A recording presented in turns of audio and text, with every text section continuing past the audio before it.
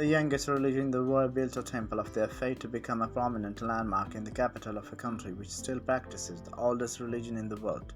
This lotus-shaped temple, which was dedicated in December 1986, is the designation of a place of worship or temple of Baha'i. The Bahá'í Faith, founded by Bahá'u'lláh in the mid-18th century Iran, claims to follow a lineage dating back to Abraham, Buddha, Christ, and Mohammed, and professes the unity of oneness and mankind. The temple sees the footfall of at least 10,000 people on a daily basis, but you will never find the place crowded, owing to the huge and gigantic peaceful interiors of the main hall.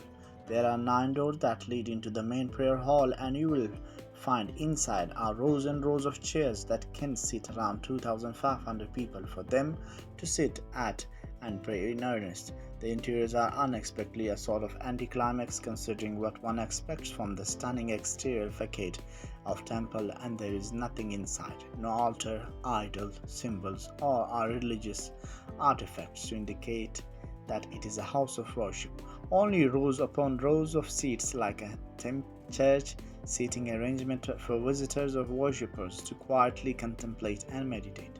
The temple is open to all visit, regardless of their religion, gender, nationality, or any other qualification, thereby professing the unity of mankind. Lotus Temple, Lotus Temple Road, Bahapur, Shambhu Dayal Bagh, Kalkaji.